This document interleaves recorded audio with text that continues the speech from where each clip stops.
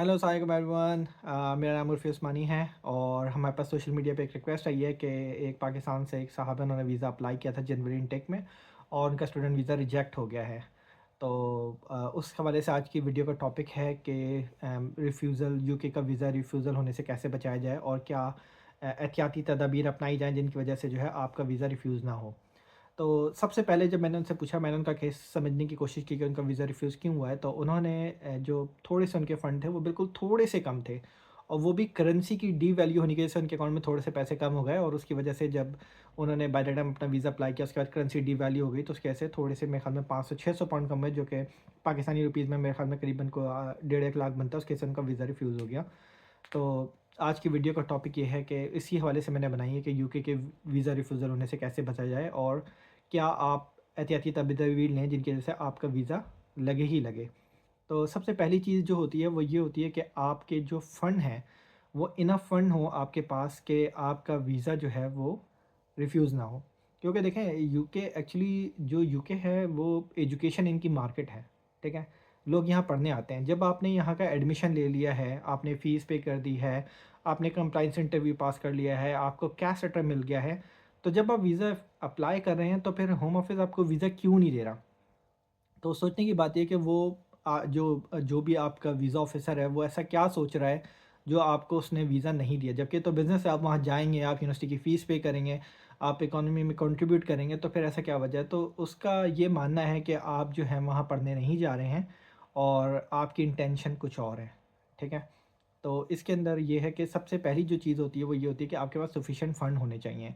तो अगर जैसे कि आप, जैसे मैंने बताया था कि रफ़ली 9-10,000 पाउंड जो है आपकी आउटसाइड लंदन आपको मिनिमम अकाउंट में होना चाहिए, आपके मिनिमम है, ठीक है? अब होता क्या है कि करेंसी का भी आपको ध्यान रखना है। फॉर एग्ज़ाम्पल पाकिस्तान में पिछले कुछ दिनों हालात काफ़ी ख़राब रहे, करेंसी काफ़ी ज़्यादा डीवैल्यू हुई है। तो उसकी वजह से जो है आप थोड़े से ज़्यादा ही रखें कि अगर आपकी करेंसी और डीवैल्यू हो तो आप वो जो क्राइटेरिया है वो मीट कर सकें। उसके अलावा जो यूनिवर्सिटी की फ़ीस है वो आपने अगर फुल पे नहीं की हुई, तो वो रिमेनिंग फ़ंड भी आपने अपने अकाउंट में दिखाना ही दिखाना है।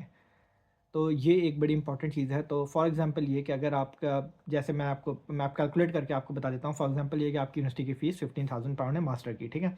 आपने सिर्फ 5,000 पाउंड पे किए, तो रिमेनिंग 10,000 पाउंड प्लस 10,000 जो आपके आपने अपना लिविंग कॉस्ट दिखाना है, ये और एक आध हज़ार पाउंड एक्स्ट्रा रख लें क्योंकि आपको नहीं पता था करेंसी डिवैल्यू हो जाए, कुछ भी हो जाए, सेफ साइड। तो ये आपने लाज़मी रखनी है। तो सबसे इंपॉर्टेंट चीज़ तो ये है कि आपके बैंक में इनफ फंड होने चाहिए 28 डेज़ के लिए।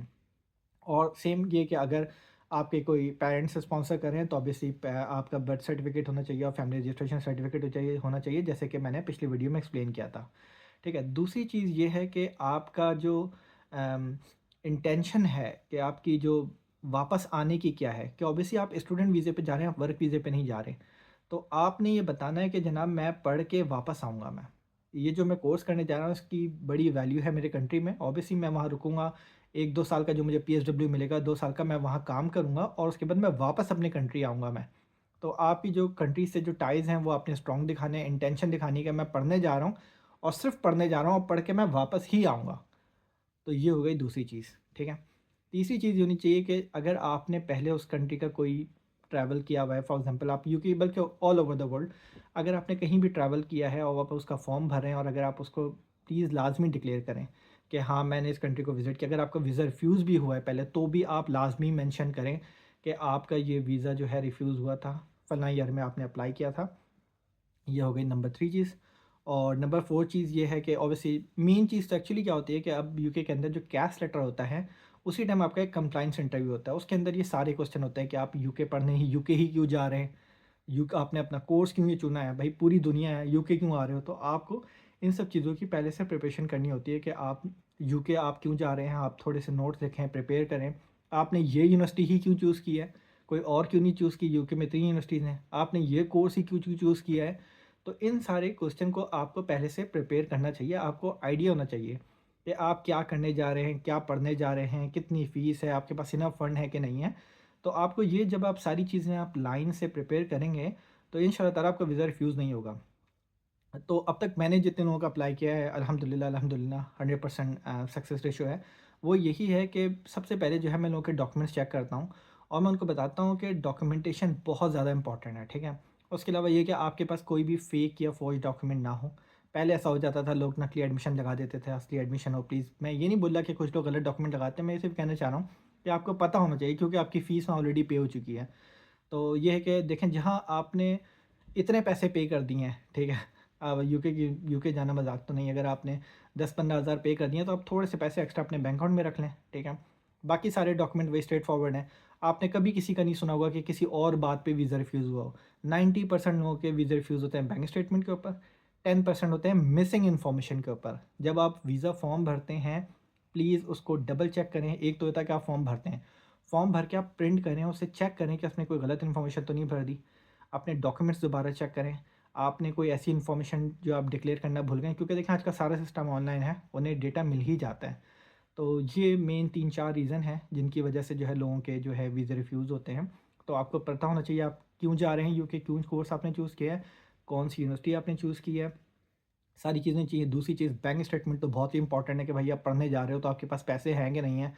लोग बोलते हैं कि जनाब मैं ना वहाँ जाऊँगा, अभी आधे पैसे हैं कमा के पे कर दूँगा। हाँ ठीक है भाई, आप कमा के पे कर देना 6 महीने 8 महीने बाद, लेकिन वीज़े के टाइम पे आपको ये दिखाना है कि आपके पास इतने पैसे हैं। तो ये आज की एक वीडियो थी जिसके अंदर ये 4, 5, 6, 7 पॉइंट थे कि आप इन्फॉर्मेशन सही भरें, कोई डॉक्यूमेंट गलत ना हो, और जो बैंक स्टेटमेंट है वो महीने से पुरानी ना हो। मतलब अगर जैसे कि आप फॉर एग्जांपल मई में अप्लाई कर रहे हैं, तो मई की बैंक स्टेटमेंट ना हो, पिछली बैंक स्टेटमेंट ना हो, not more than 30 days old हो, पुरानी ना हो 30 दिन से। और जितने पैसे हैं उससे 1000-2000 पाउंड ज़्यादा ही रखें, बल्कि ज़्यादा रखें। मैंने पहले भी कहा जितने ज़्यादा पैसे होंगे उतना अच्छा है, लेकिन ऑब्वियसली लोगों के इतने पैसे नहीं होते हैं। लेकिन कम से कम मिनिमम क्राइटेरिया आप अपना लाज़मी पूरा करें, उसके ऊपर थोड़े से रख लें तो अच्छी बात है। सिर्फ 28 डेज़ की बात है, आप अपनी रिमेनिंग फ़ीस पे करें, यूके आएँ, यहाँ आप आएँगे, थोड़ा-सा टाइम शुरू में टफ़ होता है, बट आहिस्ता-आहिस्ता आप सेटअप हो जाएँगे। शुरू का टाइम ही थोड़ा-सा टफ़ होता है, एक दफ़ा जब आप इस स्टेज से गुज़र जाते हैं, तो उसके बाद चीज़ें जो हैं आसान हो जाती हैं। तो आज की वीडियो का टॉपिक बस यही थी, कुछ पॉइंट्स से यूके के रिफ्यूज़ल वीज़े के हवाले से, कि इनको कैसे आपने जो है नेक्स्ट टाइम जब आपने अपना अप्लाई करना है या जो भी कुछ करना है, तो उस बारे में आप केयरफुल रहें। और अगर खुदा न खास्ता जैसे इन भाई साहब का वीज़ा रिफ्यूज़ हो गया जिन्होंने मुझे बताया है, तो उसके अंदर जब आपका वीज़ा रिफ्यूज़ हो जाता है तो आप एडमिनिस्ट्रेटिव रिव्यू लेते हैं या जुडिशियल रिव्यू लेते हैं, लेकिन इनका केस बड़ा स्ट्रेट फॉरवर्ड है कि ऑब्वियसली इनके पास फ़ंड इनसफिशिएंट थे। तो मैं इनको सजेस्ट करूँगा कि भाई आपने अगर जैसे ये जनवरी सेशन में आप रिफ्यूज़ हुए हैं, नो प्रॉब्लम, आप यूके का वीज़ा दोबारा अप्लाई कर सकते हैं। ऐसा नहीं है कि आप बैंड हुए हैं। तो सबसे अच्छी बात ये है कि आप दोबारा वीज़ा अप्लाई करें। इस दफ़ा जो है आप अपनी बैंक स्टेटमेंट अच्छे से मेंटेन करें, थोड़े ज़्यादा पैसे रखें, और सेम यूनिवर्सिटी में आपको दोबारा एडमिशन ले लें और दोबारा अप्लाई करें, या किसी और कोर्स में ले लें, मसला कोई नहीं है।